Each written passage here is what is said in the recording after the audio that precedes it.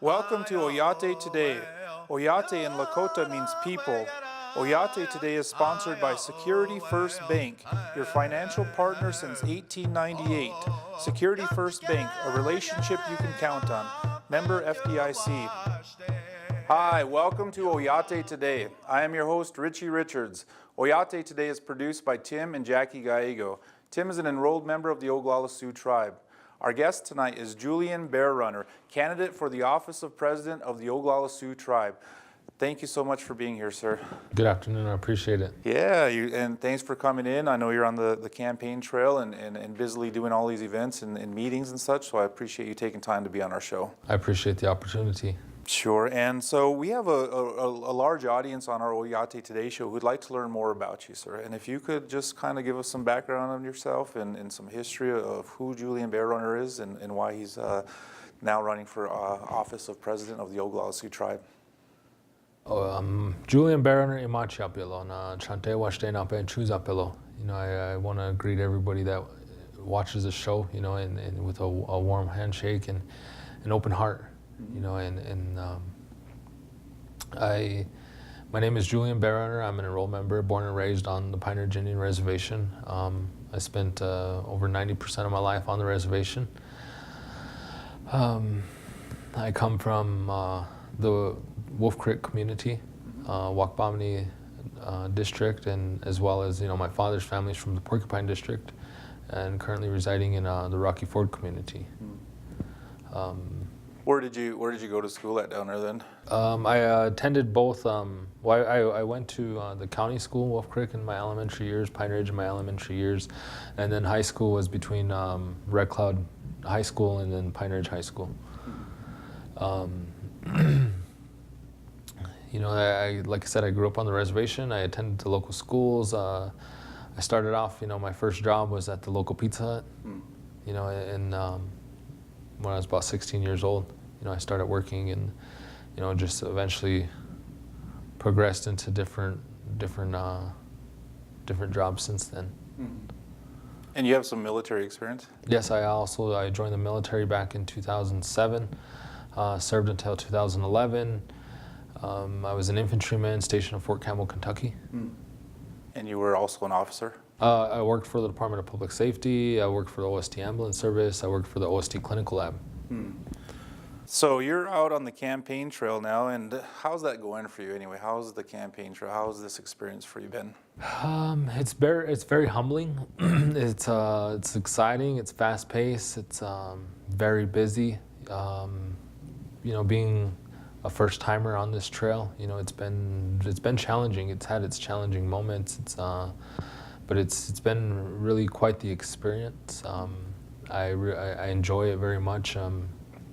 I'm not used to politicking, as you'd say. You know, I normally engage with our relatives, with, you know, other individuals on a basis, and it seems like, you know, on this political trail they think that you're campaigning because you're shaking hands or, you know, talking to people that you've never talked to before. But yeah, other than that, all in all, you know, I'm really happy at how the outcome has been and, you know, the pace that we're moving. Sure. And so how did you decide to run for president anyway? How did that happen? When did that start? And, you know, obviously there was a point in your life when you said, I want to be president of the Oglala Sioux tribe. And so how did that begin for you? Well, you know, it began about 4 years ago. Like I said, I was working for the tribe as a compliance technician for the clinical lab, and it was at that time, you know, I got to understand and really, you know, get to know the ordinances, the resolutions, you know, I've always had knowledge of the Constitution, but I've, you know, got a deeper, deeper level of knowledge within those, you know, because as a compliance technician, you're enforcing those rules and those regulations, specifically with the Drug-Free Workplace Act, and.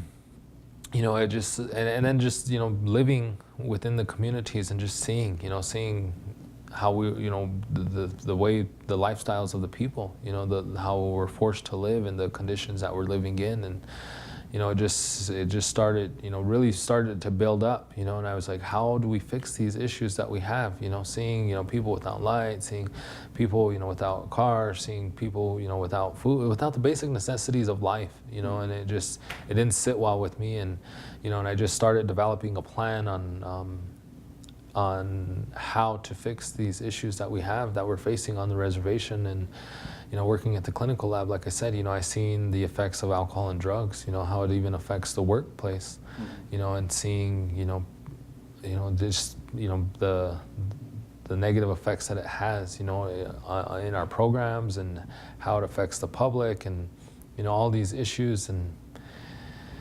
I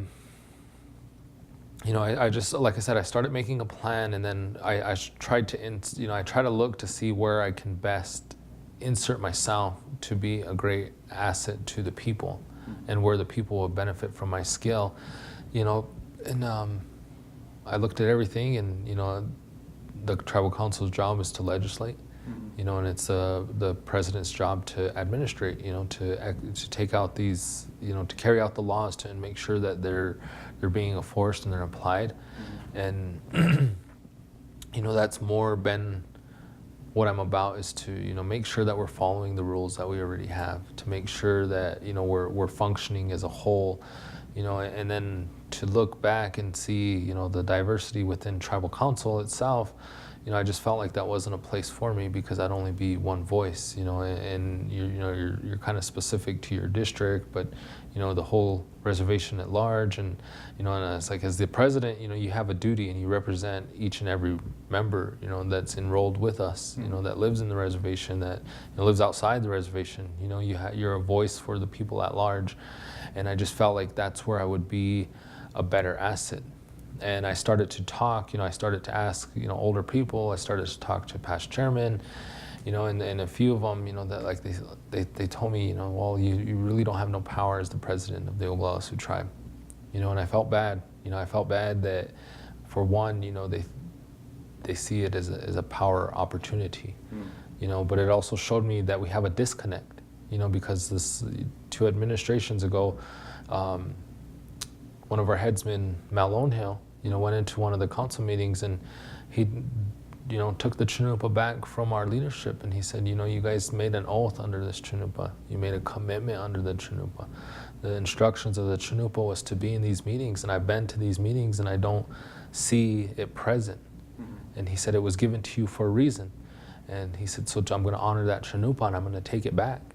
And just for our audience, Chanupa, you're referring to a sacred pipe. Yes. Yep. Okay. And so, that kind of, as a enrolled member, and somebody that comes from a spiritual background, that, that grew up this way of life, it was very, it was very heartbreaking for me to know, because I know that, when you follow that Chanupa and you live by that life, nothing comes for you of it. The people are the ones that benefit from that. And I was like, this is an obligation of our leadership to take care of this and live like this, and the people are the ones that benefit from that. But now there's no Chanupa, so how do we go about our lives? How how are we going to be impacted and affected by it? And so it showed, when the chairman told me that there was no power, it showed the disconnect of where we've come from our spirituality, and the government system that we have. And to me, that Chanupa is the most powerfulest thing that we have on this earth. That's a direct communication to Tunkashla, and to the to our ancestors. So I just I really looked at it, and I told myself, this is where you need to be, because in the knowledge and the teachings of that Chanupa, I believe that my life is, will be harder, because of the commitments, and because of the instructions that come with it, and that the people benefit from that. And that's supposed to be our roles of leadership traditionally. We stand before the people in the face of hardship and hard times, and that, the benefits, like I said, come back to the people, that our life becomes harder, we struggle, but that's because the benefit's going to balance it out, and the people are going to benefit from that. So I really, that's where I focused, and I said, the chairman is where I need to insert myself into the system to ensure that, you know, I am affecting everybody and that I'm listening to everybody and I'm representing everybody at large, but also to ensure that our tribal programs are up to speed and functioning properly. Sure. Mr. Bear Runner, we're going to take a break. When we get back, we'll learn a little bit more about Julian Bear Runner and his campaign for the office of President of the Oglala Sioux Tribe. We'll be back after a word from our sponsors. You can't predict life's ups and downs. You just give it all you've got to stay on top. But it's easier with a partner like Security First Bank. Since 1898, we've been riding with you through the country's biggest ups and downs. And this is where we'll stay. Security First Bank, a relationship you can count on. Member FDIC.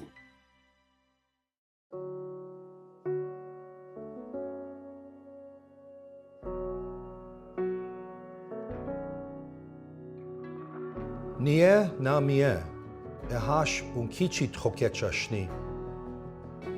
Wiki ampete yuchla hinapcha, chawan blakesa. Nish ea wiki walaka cha, hechitu wanjicha. Mitakuye oyasi.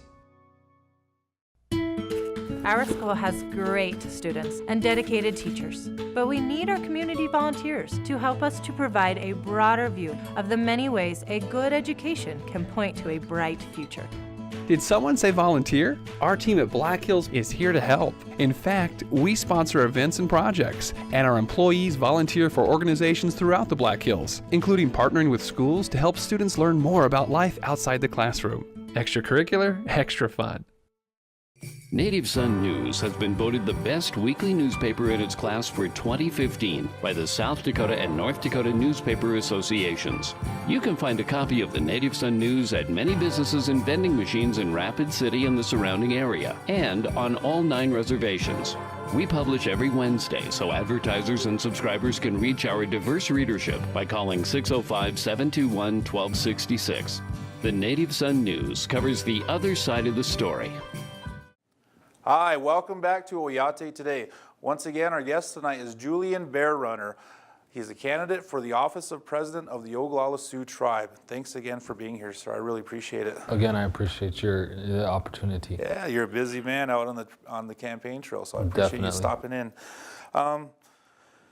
You won the primary back in June. How did that feel for you? How did that feel knowing that you had the support of, what was it, 72 was the initial votes, and then after the challenge votes were tallied, it was a little over 836, I believe. 836 people went out and voted for you on the primary. How did that feel? It was very humbling, but it was, it was just very empowering at the same time, to know that, the things that I want to bring to the table, the things that I talk about, that it's connecting with the people and that the people see and understand, and want a change, or they want this, type of government or this type of leadership. So what specifically were you telling the people, or what specifically were you campaigning on? What are some of those things that you're putting out there and drawing that support? What is it that you're putting out there? Just that we have so many issues. We have so many issues that need to be dealt with. Some of them are little things, some of them are big things. But we also need to focus. Just as much as we focus on the big things, the little things that are happening within our communities, that eventually have a huge impact on us in the long run. And that that I'm young, that I'm energetic, and that I know that I can really devote a lot of time and to bring to the table a different type of leadership, a leadership that, there's going to be one-on-one, there's going to be me in the communities, there's going to be me out there standing with the people to help to address these issues, but also not to tell the people what I want, but to to be a voice for the people, to bring to the table what the people want. Because after all, this government system was designed, we're servants to the Oyate, and it's it's what they want, and it's how they want society to run, which is the whole reason behind voting, behind our government system. So just to, and like I said, we have so many issues at home. We have alcohol, drugs, all these different type issues, a lack of discipline. A lack of professionalism within our tribal programs, and some of our programs are failing, some of them are doing very well, and we need to balance that out so that the people are really benefiting from the services that we as the tribe provide to the people. So are you talking about like reorganizing and restructuring of these Yes, programs? I'm not, I'm sorry, but one of the things is some of our membership received letters from the tribe in regards to their education, telling them that they're overqualified for a job. And that's like one thing is like, how can somebody be overqualified for a job? That just tells me that they have, more knowledge, that they have more, they're more certified, or more, they would be a great asset in that position. We shouldn't be telling our membership that, they're overqualified. And then from a personal, I went to apply for a job where one of the job descriptions said that you needed 16 years of experience.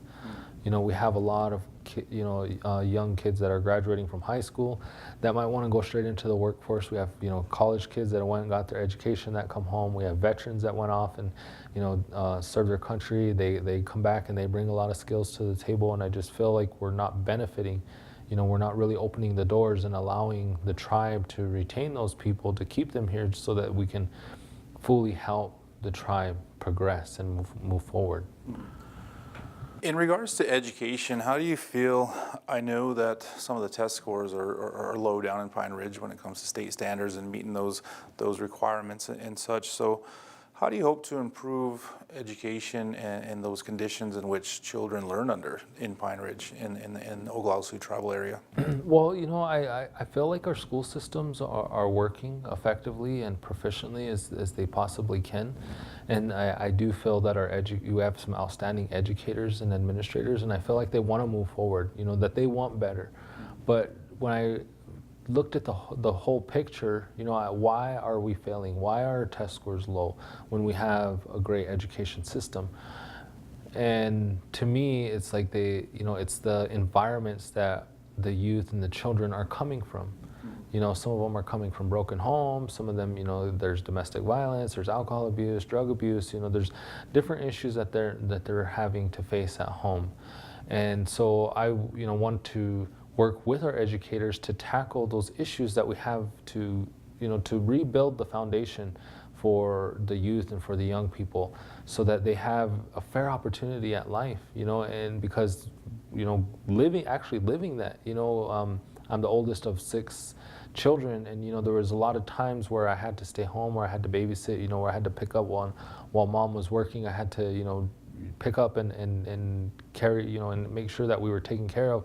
So it caused me to sacrifice a lot too, and eventually, it took an effect, on my schooling, and it also when I was in class, I was worried about what's going to happen when we get home, all these issues that I shouldn't have had worried about being a young person, and I see that a lot of our young people are struggling in that aspect, because of the issues that we have, alcohol and drugs, domestic violence, all these contributing factors that, in the long run are detrimental. So like, if we really want our children to learn, if we really want them to be educated, and, we need to really ensure that they have a solid foundation. We need to break a cycle, So you're really talking about rebuilding the home structure. You're talking about treatment programs. You're talking about domestic violence programs. You're talking about things that can strengthen the family unit then in Yes. order to ensure academic success for students. Yes. Yep. You were arrested in Standing Rock. Can you talk to me a little bit about that and what experience you gained from that? What was that like for you to be in Standing Rock at the protest site there? Well, that it was kind of something that happened. Like I said, 4 years ago, I began trying to insert myself into our tribal system to benefit the people, and I had this thought and this idea to run for tribal chairman 4 years ago. So I really started to buckle down to become knowledgeable with our treaties, our laws, and then I was trying to understand, because our treaties today, if you use the English language and you go in, and you can interpret those treaties so many different ways. And, today it seems like the United States government is doing that to their liking, how they want to interpret it. So I was trying to understand how our ancestors, their way of thinking when they signed those treaties. And you know, when I prayed about this, and then I ended up at, you know, in Standing Rock, I took a team of 12. There was a young boy actually running up from Standing Rock, or from Flagstaff to Standing Rock. And, you know, and he was coming here with prayer. So I took some boys from the reservation, you know, that were from throughout different communities. We went down there, we joined him. But on the way down there, some of these boys, you know, they were really happy. They were really happy to be at Cheyenne, Wyoming. And, you know, and I asked them, I said, why, you know, what's so exciting? This is only Cheyenne, Wyoming. We're just getting gas here. You know, and some of those boys said this is the furthest they have ever been off the reservation. Really? So, you know, it showed me what I would take for granted in life. You know, so we took our time getting there. We spent the night in Colorado. We played tourist on the way to Flagstaff, and then, you know, I told him once we get there, it's game time. You know, we're about this prayer. We're going to make sure that this kid gets it to Standing Rock safely.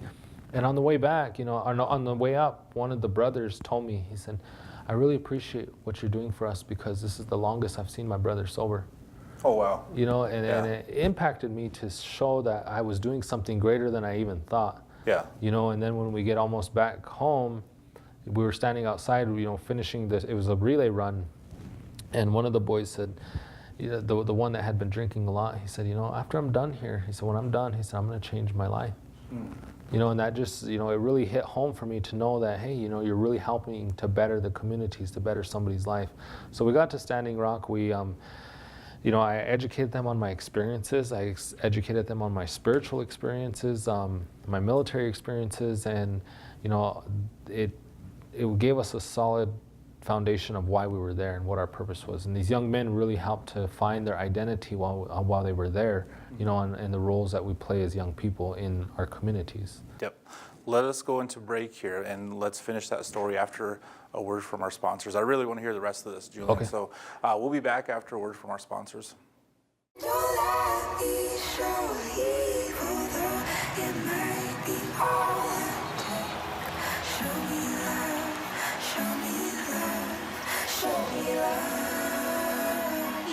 I got a crick in my neck, limp in my step, cramping in my muscles every time I try to flex.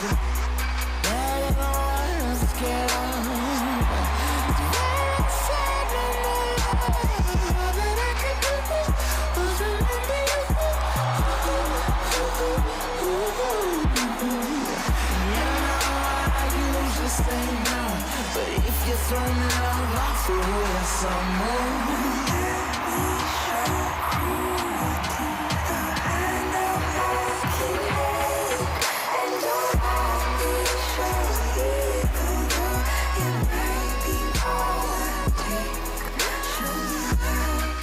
If Youth and Family Services weren't available in this community, there would be a lot of unmet basic needs. Very few organizations do as good a job as Youth and Family Services, getting every ounce of usefulness out of people's time, their dollars that they donate. Youth and Family Services help so many kids. It's a great value to the community. Join me, because together we help kids.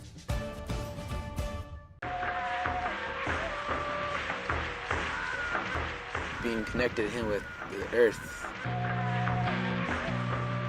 Positive pride. Pride of being Lakota. Look around you and look at your culture.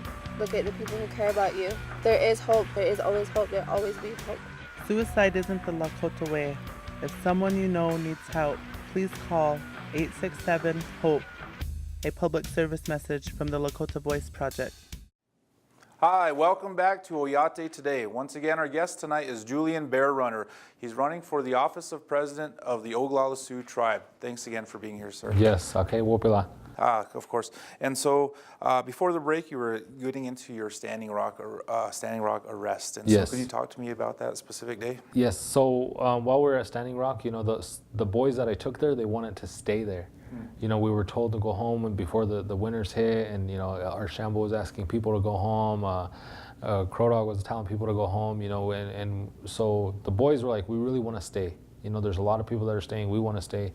So we prayed about it. We developed a plan, you know, and we didn't really have much wood, we didn't have food, you know, but we prayed about it. And the storm was getting bad, you know, our tent was blowing around, and, you know, the next day, everything came. You know, a guy pulled in, he had wood. A guy pulled in, had food. You know, and then the weather was nice. The storms quit. You know, the skies cleared. So we decided to stay until the end. You know, because again, we believed in our treaties. And we know that the treaties are a foundation. We know that they're a legal document, you know, that they're a legal negotiation between two nations. And we believe that, you know, and we know that that was treaty territory that we were on. So we felt like we were being forced off our own homeland, you know, and we felt what our position there was more bigger than us, was more bigger than, you know, anything that we can imagine. And we wanted to do our part as warriors to stand up and to protect the treaties, to protect the lands. And so we did. We stayed, and then all the way up to the eviction day, you know, and then they came and they arrested us, and they got me for criminal trespass. They got me for engaging in a riot, you know, and those were both misdemeanor charges. Sure. And I went through the legal system with that. I was convicted. However, it is in appeals before the Supreme Court. I also used, I believe it's called a deferred sentence or something, where after a year of probation, that, you know, it'll be wiped off my record. Yeah, that's awesome. Which again, to me, you know, made me think, why? You know, this feels like this is a waste of time if it's going to be wiped away anyway. Yeah. You know what I mean? Why are we going through this whole process, and why? You know, but. I appreciate you taking the group up there and really teaching them to stand for something they believe in. So that's very important for those kids to learn and those youth to learn. So, Julian, we only have a couple of minutes here.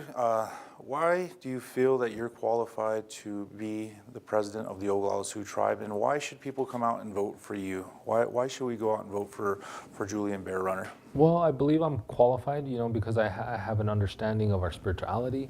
You know, I have an understanding of the effects our government has within our communities and our homes. You know, I have, like I said, 30 years of experience on the receiving end of tribal government, you know, and to just know the issues that we have at home, you know, on from the little things to the big things, you know, and that I'm young enough that I'm, you know, I don't want to just be a leader 8 to 4:30. You know, I want to be a leader 24 hours a day, 7 days a week, which some people say 2 years isn't enough time to accomplish a lot of things. But to me, I feel that if you're that leader around the clock, that you can accomplish a lot more. You can be more prepared for issues, and you can take on a lot more, and you can bring a lot more to the table. But you know, those are reasons why I feel like I'm qualified, because I really can communicate and relate to our hardships that we have on the reservation. Sure. You know, and to know the Mr. Bear Runner, I want to thank you for coming on our show tonight. I wish you luck in your campaign. I wish you luck in the election. I want to thank our producers. I want to thank our sponsors. I want to thank Prairie Edge for hosting our show tonight. I want to thank Mr. Bear Runner, of course. Thank you for taking the time to be here on our show. And I want to thank you for making Oyate Today a part of your night. You've been watching Oyate Today, brought to you by Security First Bank.